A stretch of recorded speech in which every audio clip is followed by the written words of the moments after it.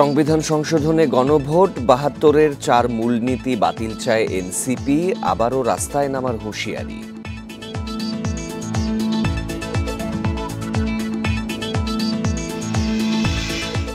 Prime Asia বিশ্ববিদ্যালয়ের শিক্ষার্থীকে ছুরিকাঘাতে হত্যা, কথা কাটাকাটির জের।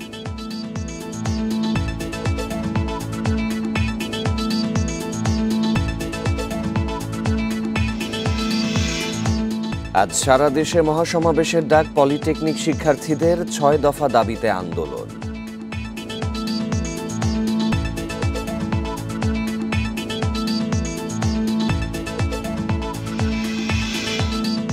চট্টগ্রামে নালায় ডুবে ৪ বছরে প্রাণ হারিয়েছেন ১০ জন। অরক্ষিত খাল নালার বিষয়ে সেবা সংস্থার উদাসীনতার অভিযোগ।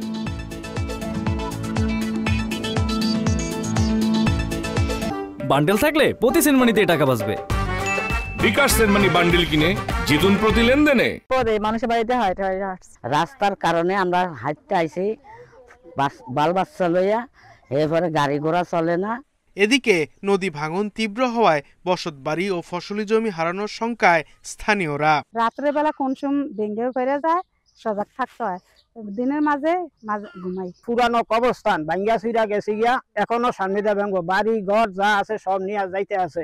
দ্রুত সড়ক নির্মাণের পাশাপাশি স্থায়ী বাঁধ নির্মাণের দাবি নদী পাড়ের বাসিন্দাদের। ব্রিজটা নদীর উপরে আছে, আমাদের স্থানীয় বাঁধ দিয়ে যাতে আমাদের বাড়িঘর আটকানো হয়। সরকারের কাছে আমাদের গ্রামবাসীর আবেদন, যেভাবে দ্রুত আমাদের বাঙ্গল রক্ষা করেন, স্থায়ী বাঁধ নির্মাণ করে।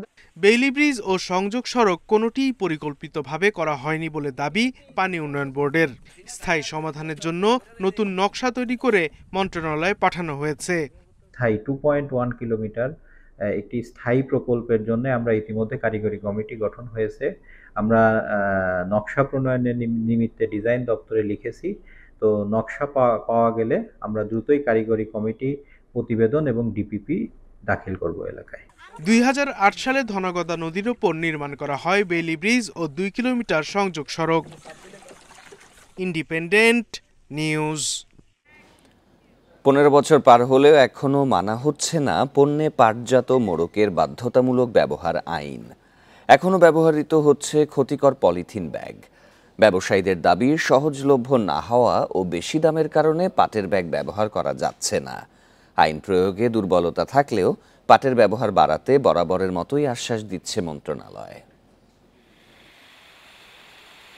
পাট শিল্পের স্বার্থ রক্ষা ও ক্ষতিকর প্লাস্টিক ব্যাগের ব্যবহার সীমিত করতে ২০১০ সালে প্রণয়ন করা হয় পণ্যে পাটজাত মোড়কের বাধ্যতামূলক ব্যবহার আইন। কিন্তু যথাযথ প্রয়োগ না থাকায় এসব পণ্য মোড়কজাত করা হচ্ছে প্লাস্টিকের ব্যাগেই।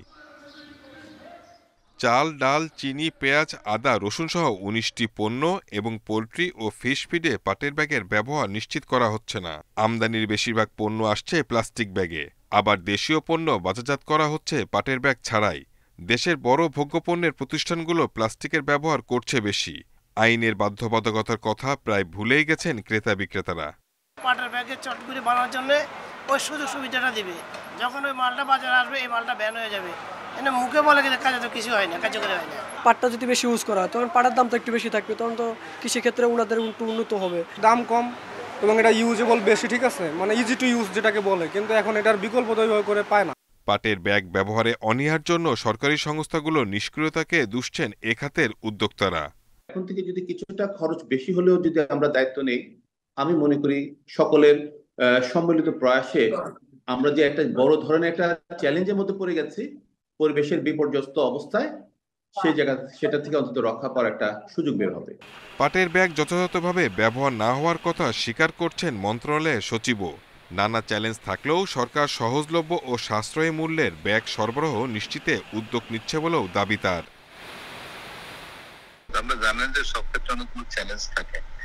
আমরা যখন করতে যাই, এর মধ্যে যদি আমি চালকলগুলোতে অপারেশন করতে যাই, তাহলে সেটা কি হবে না, সেটা অনেক ভাবতে হয়। এরকম এটা অনেক বিষয়ের মধ্যে জড়িত, এক কথায় এটা জবাব দেওয়া সম্ভব না। পণ্যে পাটজাত মোড়কের বাধ্যতামূলক ব্যবহার আইন অমান্য করলে ১ বছরের কারাদণ্ড, সর্বোচ্চ ৫০,০০০ টাকা জরিমানা বা উভয় দণ্ডে দণ্ডিত করার বিধান রয়েছে। Shahid Ahmed, independent news, Dhaka.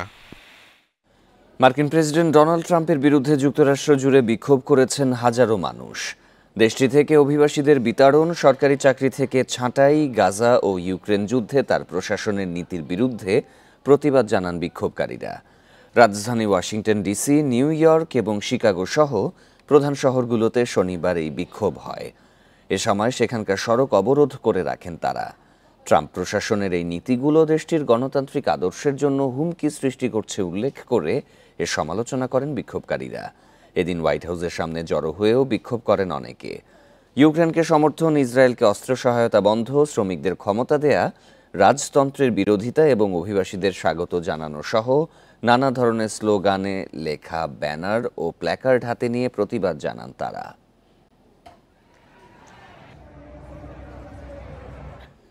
গাজায় ইসরায়েলি হামলায় মারা গেছেন আরও 52 ফিলিস্তিনি। এতে নিহত ছাড়ালো 51,100 ঘরে। এদিকে হামাস যুদ্ধবিরতির প্রস্তাব নাকচ করায় গাজায় হামলা জোরদারের নির্দেশ দিয়েছেন নেতানিয়াহু। গাজার উত্তরাঞ্চলের সঙ্গে লড়াইয়ে এক ইসরায়েলি সেনা নিহত ও আহত হয়েছেন 5 জন। আইডিএফের তীব্র বোমাবর্ষণে ইসরায়েলি আমেরিকান জিম্মি এডেন আলেকজান্ডারকে পাহারা দেয়া প্রহরী নিহত হয়েছে। তার মরদেহ উদ্ধারের পর হামাস জানায় ওই জিম্মির বর্তমান পরিস্থিতি সম্পর্কে কিছু জানে না তারা। এছাড়া ইসরায়েলি জিম্মি এলকানা বোহবেতের একটি নতুন ভিডিও প্রকাশ করেছে হামাস। তাতে মুক্তির আকুতি জানিয়েছেন তিনি।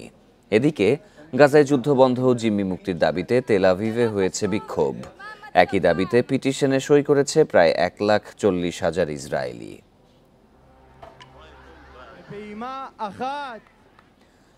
ইস্টার সানডে উপলক্ষে ইউক্রেনে 2 দিনের যুদ্ধবিরতির ঘোষণা দিয়েছেন রুশ প্রেসিডেন্ট পুতিন। রাশিয়ার স্থানীয় সময় শনিবার থেকে সোমবার মধ্যরাত পর্যন্ত এই যুদ্ধবিরতি কার্যকর থাকবে। এ সময়ে ইউক্রেনে কোনো হামলা চালাবে না রুশ বাহিনী। তবে বেলগোরোদ, কুর্স্ক, খেরসন সহ কয়েকটি ফ্রন্টলাইনে লড়াই চলছে বলে জানান ইউক্রেনের প্রেসিডেন্ট।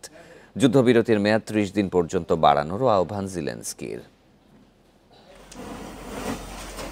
অবশেষে 3 বছরের বেশি সময় ধরে চলা ইউক্রেন রাশিয়া যুদ্ধে এলো সাময়িক যুদ্ধবিরতির ঘোষণা। খ্রিস্টানদের ধর্মীয় উৎসব ইস্টার সানডে উপলক্ষে যুদ্ধবিরতি ঘোষণা দিয়েছেন রুশ প্রেসিডেন্ট ভ্লাদিমির পুতিন। রাশিয়ার স্থানীয় সময় শনিবার থেকে সোমবার মধ্যরাত পর্যন্ত এই যুদ্ধবিরতি কার্যকর থাকবে। রাশিয়ার চিফ অফ স্টাফ ভ্যালেরি গেরাসিমোভের সঙ্গে বৈঠকে বসেন পুতিন। এরপরই যুদ্ধবিরতির ঘোষণা দেন তিনি। ইউক্রেন শান্তিপূর্ণভাবে তা মেনে চলবে বলেও আশা পুতিনের। তবে সতর্ক করেছেন ইউক্রেন যুদ্ধবিরতি ভঙ্গ করলে জবাব দেবে রুশ বাহিনী। ইস্টার সানডে উপলক্ষে ইউক্রেনে 2 দিনের জন্য সব ধরনের সামরিক হামলা বন্ধের আদেশ দিচ্ছি। আশা করছি ইউক্রেন শান্তিপূর্ণভাবে এই যুদ্ধবিরতি মেনে চলবে। তবু যে কোনো ধরনের উস্কানিমূলক আচরণের জবাব দেওয়ার জন্য রুশ সেনাদের প্রস্তুত থাকতে বলা হয়েছে।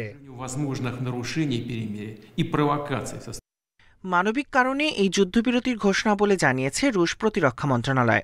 এটি যুদ্ধ বন্ধে বিশ্বের কাছে রাশিয়ার সদিচ্ছার প্রমাণ বলেও মন্তব্য পুতিনের। এই যুদ্ধবিরতি প্রমাণ করবে রাশিয়া যুদ্ধ বন্ধে যে কোনো আলোচনায় বসতে প্রস্তুত। আমরা সবসময় শান্তি আলোচনার জন্য ট্রাম্প, শি জিনপিং, ব্রিক্সভুক্ত দেশ এবং অন্যান্য দেশগুলোকে স্বাগত জানিয়ে আসছি। তবে রাশিয়ার এই যুদ্ধবিরতির ঘোষণায় পুতিনকে বিশ্বাস করে না বলে জানিয়েছে ইউক্রেন। এর আগে মার্কিন প্রেসিডেন্ট ডোনাল্ড ট্রাম্প হুঁশিয়ার করেছিলেন, রাশিয়া ইউক্রেন শান্তি চুক্তি যদি কঠিন হয়ে পড়ে তবে এই প্রচেষ্টা থেকে সরে দাঁড়াবেন তিনি। 2022 সালের 24 ফেব্রুয়ারি ইউক্রেনে পূর্ণশক্তি সামরিক অভিযান শুরু করে Russia. Tahmid Abrar, independent news. সুদানের সংঘাতে মানবিক সহায়তা প্রয়োজন এমন শিশু সংখ্যা দ্বিগুণ হয়েছে। ইউনিসেফ বলছে 2023 সালে দেশটিতে মানবিক সহায়তার প্রয়োজন ছিল এমন শিশু সংখ্যা ছিল 78 লাখ। বর্তমানে তা বেড়ে হয়েছে 1,50,00,000।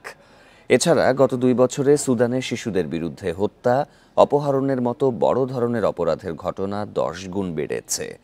দেশটির জন্য তহবিল ও বিশ্বব্যাপী সচেতনতা বৃদ্ধির আহ্বান সংস্থাটির। 3 বছরে গড়ানো সুদানের সংঘাত তছনছ করে দিয়েছে দেশটির লাখো শিশুর জীবন।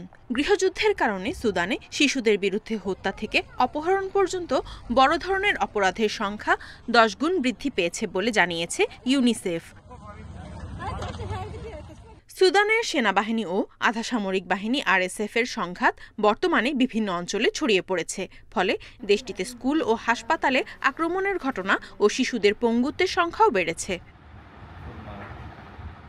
ইউনিসেফ জানায় সুদানে মানবিক সহায়তার প্রয়োজনীয়তা সম্পন্ন শিশুর সংখ্যা 2 বছরে দ্বিগুণ হয়েছে। 2023 সালে এ ধরনের শিশু ছিল 78 লাখ, এখন তা বেড়ে হয়েছে 1,50 লাখ।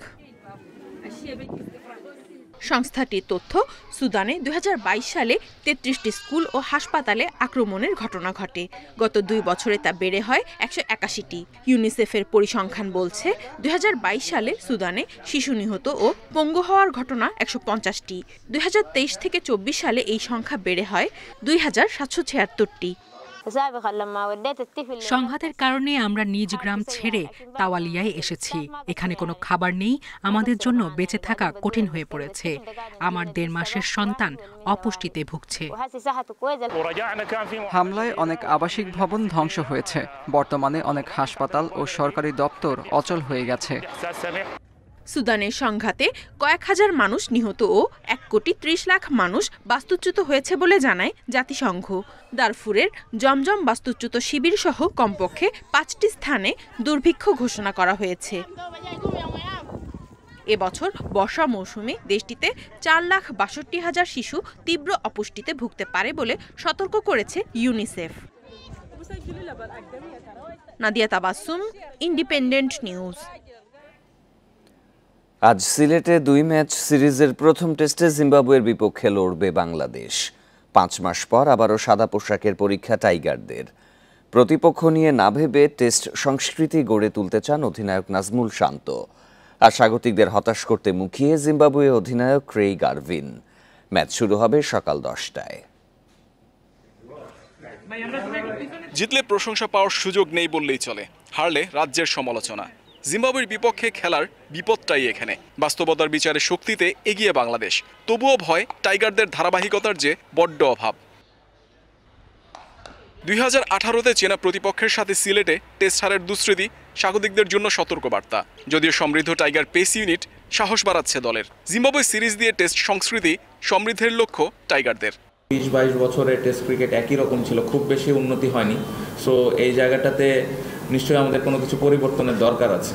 সো ওই পরিবর্তনটাই করার আমরা চিন্তা করছি। 5টা-6টা টেস্ট ম্যাচ আছে, নতুন কিছু আপনারা দেখতে পাবেন ইনশাআল্লাহ। আঙুলের চোট অনেকটাই সেরে গেছে মিরাজের। একাদশ সাজাতে শান্তর মধুর বিড়ম্বনা কিপারদের নিয়ে। কিপিং অপশনে অঙ্কনের চাইতে জাকের এগিয়ে। পেস ইউনিটে নাহিদ হাসানের সঙ্গী হতে পারেন অভিষেকের অপেক্ষায় থাকা তানজিম। কম্বিনেশনটা আসলে সবাই খেলার জন্য প্রস্তুত আছে। অ্যাজ ইউজুয়াল এই উত্তর অনেকবার দিয়েছে। আমার মনে হয় খুবই হেলদি একটা কম্পিটিশন। আমার মনে হয় স্পেশালি যারা উইকেট কিপিং করবেন। বাংলাদেশের পেস ইউনিটকে সমীহ করলেও নিজেদের পেসারদের নিয়ে স্বপ্নবাজ জিম্বাবুয়ে। আবহাওয়ার সুবিধা নিয়ে মুজারাবানি এনগারাভারা হয়ে উঠতে পারেন ভয়ঙ্কর। শান্ত মুশফিকদের শক্ত পরীক্ষা নিতে চায় অতিথিরা। উইকেট দেখে স্পোর্টিং মনে হয়েছে। বাংলাদেশের কন্ডিশনে খেলে অভ্যস্ত আমরা। আশা করি ম্যাচ প্রতিদ্বন্দ্বিতাপূর্ণ হবে। বিপদের বন্ধু হলেও জিম্বাবুয়ে বাংলাদেশের প্রতিদ্বন্দ্বিতা এক পেশে নয়। টেস্টে 2 দলের 18 দেখায় টাইগারদের জয় 8টি, 1 ম্যাচ কম জিতেছে রোডেশিয়ানরা। জিম্বাবুয়ের বিপক্ষে খেলা ছাপিয়ে শান্তদের মনোযোগ খেলার ধরন ও মানসিক পরিবর্তনে। ড্র নয়, জয়ের জন্য খেলবে বাংলাদেশ। টাইগারদের বদলে যাওয়ার মিশন শুরু সিলেট টেস্ট থেকে। মুহাম্মদ নাজিম, ইন্ডিপেন্ডেন্ট নিউজ, সিলেট আন্তর্জাতিক ক্রিকেট স্টেডিয়াম, সিলেট। আর কিছুক্ষণের মধ্যেই শুরু হতে যাচ্ছে বাংলাদেশ জিম্বাবুয়ের প্রথম টেস্ট। সিলেটে রয়েছেন সহকর্মী মুহাম্মদ নাজিম, বিস্তারিত জানাবেন তিনি। নাজিম, এই মুহূর্তে আবহাওয়া এবং পিচের কন্ডিশন কেমন দেখা যাচ্ছে? যে দল টসে জিতবে তারা কি সিদ্ধান্ত নিতে পারে?